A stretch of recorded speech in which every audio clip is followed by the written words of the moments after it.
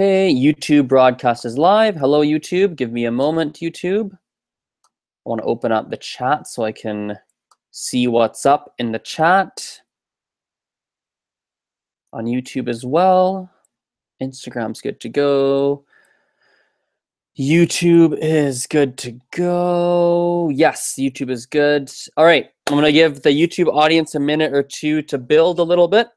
Oh, one person's on. Hello, one live viewer on YouTube. I'll give it a few more minutes. I'll tell a funny story or an interesting story in the meantime. How was Langfest? Someone messaged me. Well, I will talk about that after.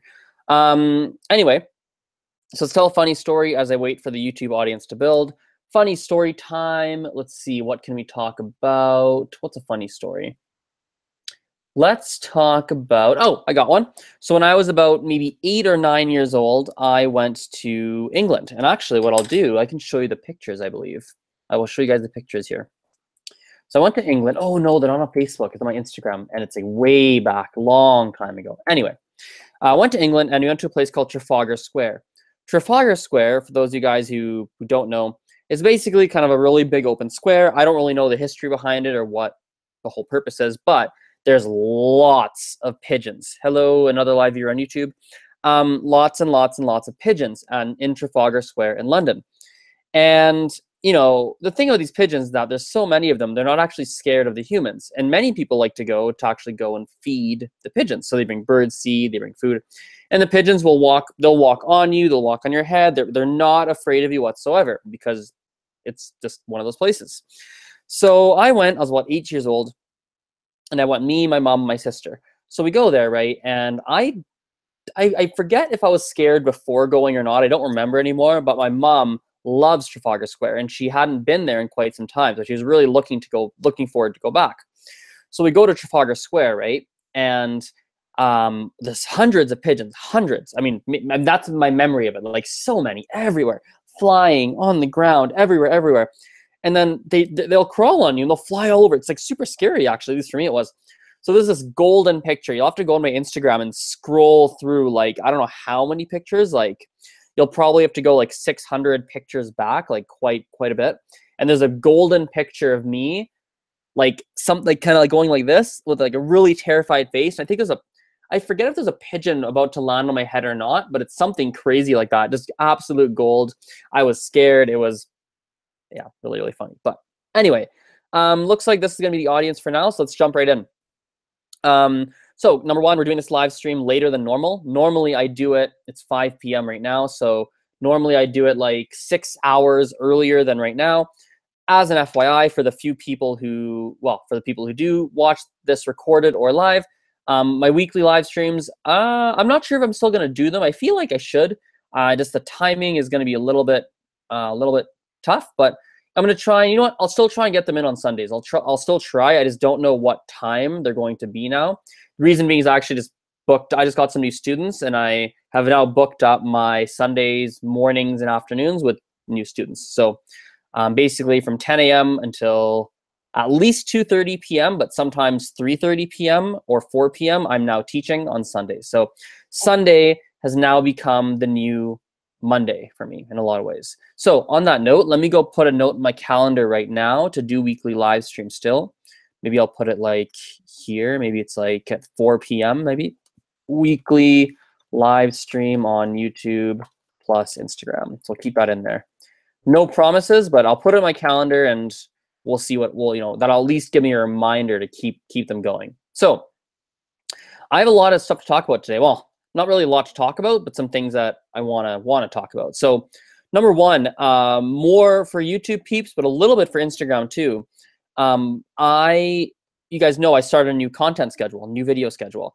I decided I was like, yeah, you know what? I'm going to be doing daily vlogs. I'm going to do French content, Spanish content. And it basically ended up being like 4 to 5 videos a day. And I don't know if I'm a fan of that, to be honest. It doesn't feel 100% right. So this upcoming week, I'm not sure if it's going to be, if I'm going to keep that going or not. We'll see, but I'm on the fence. I got to find a good cadence that works. The 1 vlog a day used to work, and one cadence that I am considering, that I'm sitting on the fence on, is continuing with 1 vlog a day, daily vlog, daily vlog, daily vlog. However, and this is going to apply to Instagram in a slightly different way, but the one thing I would change is that within my vlog, I have a dedicated moment in the vlog where I do things in different languages. So it's a 10-minute vlog, 8-minute vlog, 12-minute vlog showing my day, but there's a dedicated segment to the vlog where I do stuff in other languages. So that's something I'm on the fence about. The way that would impact Instagram is that Instagram, you get the exact same type of content that I currently do. The difference is that you'll also get content of me speaking in different languages a lot more frequently than you do now. So that's kind of where that is at. Also been doing, also not really new, but I want to come back to it anyway. Still doing free lessons. So people who want free lessons for English, French, Spanish, or beginner Mandarin, go into the description. Hello, Moon the Polyglot, or Moo the Polyglot. For the free lessons, English, French, Spanish, or beginner Mandarin, YouTube, there's a description. There's a link literally in the video description. Go click it. Find a spot in my schedule. Instagram peeps, if you want the free lessons, send me a direct message. It's a way for me to do a little bit of giving and help some people out. And also it's a way to help me as well, because the one thing I'll ask instead of money is I'll ask for you to do lesson reviews for me instead, to help me grow a little bit more of an audience. So a little bit of both. Farah, hello, hello. I don't speak German, so I think that's German. I don't know if that's German, but whatever comment you just wrote, I did not understand it. So I know I understand the hello portion. Anyway, so that's what's up. I'm pushing that a little bit more.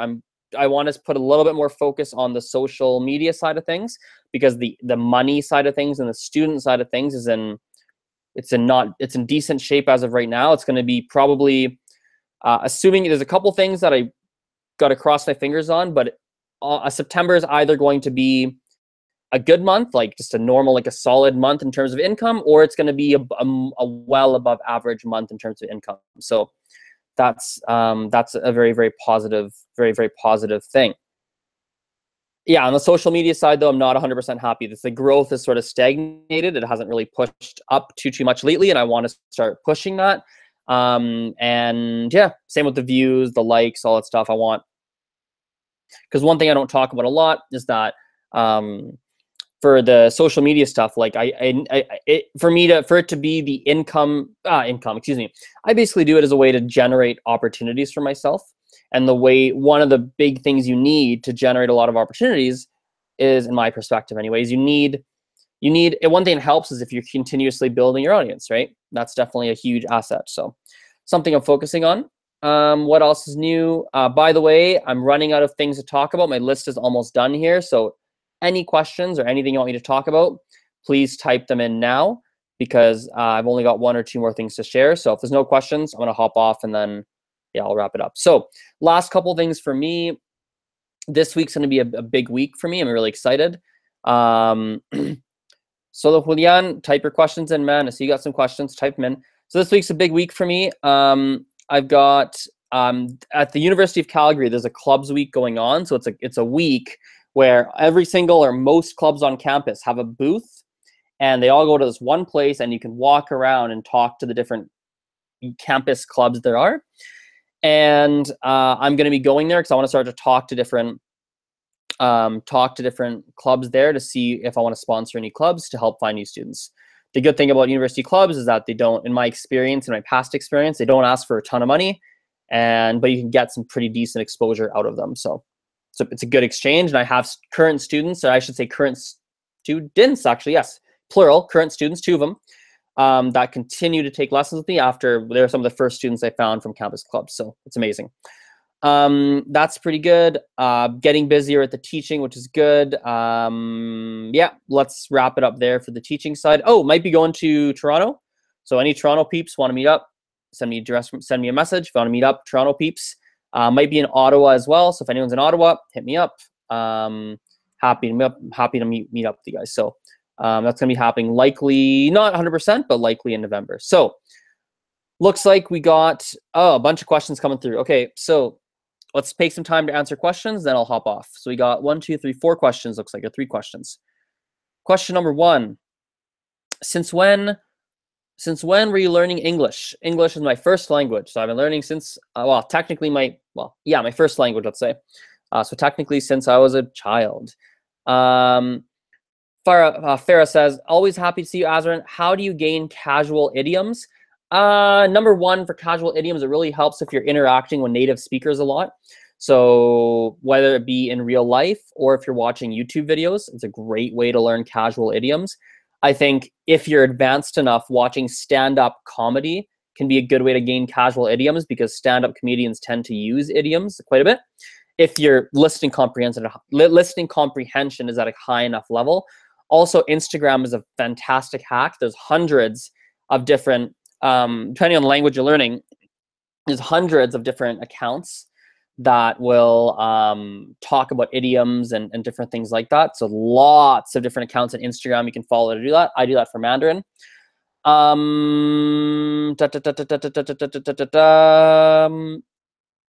Yeah, there's a bunch of them. There's a bunch of strategies. I'm not sure, Farah, how high your listening comprehension is, but there's some strategies to help, hopefully. All right, another question here. I'll translate. It's asked in French, but I'll translate to English. How can we improve our pronunciation? And okay, actually, two more questions. Question one is, how do we improve our pronunciation? There's a couple ways. I think you can find a teacher that can help you who has knowledge of pronunciation, that is very aware of how the pronunciation works in that language and can actually give you the feedback for improving your own pronunciation. Something Solo Julian, if you want, send me a direct message. Happy to help you out for free. We can connect on Skype and I can give you some feedback for your pronunciation. That's one option. Option two is you can, what was I going to say? Yes, if you have a very good ear. If you have a very good ear, you can watch videos or listen to native speakers and hear what you're doing differently from them. Often it's good to actually record yourself. If you take your phone, wherever mine is, oh, my phone's right here. Take your phone, record yourself talking, and you might actually hear the things you're not improving in your accent. So that's something to think about. It can help if you have some money to put yourself in an immersion environment, whether it be you travel to a country or whether it be you just take you go on like a website like italki and book like 30 hours of lessons over 2 weeks. If you have a little bit of money, you can do that because then you're surrounded by that language all the time, and naturally it's going to help a little bit with the way you speak. Yeah, there's a bunch of strategies right there. Oh, and here's a basic one too, last thing. Going through the alphabet and seeing what sounds you're actually not able to pronounce and putting a serious focus on for 2, 3, 4 weeks to really learn those sounds well. That often helps as well. Next question here is, how do you conjugate with un in French? So pretty straightforward. The same way you'd conjugate for il and elle in French. So he and she, you'd conjugate the same way for un. Doesn't really change. Also, quick note on that one for French specifically. Un and nous basically have the same meaning. It's 2 words for the word we in essence, which is funny, but people tend to use un more than they would than nous in speaking. Generally speaking, not always, but cool. Let's wrap it up there. Thank you guys for watching. Thank you guys for listening. Let's wrap these up. So let's close off Instagram first. Peace out, Instagram. Come on, Instagram. Okay, there we go. And now YouTube. See you guys. See you next week.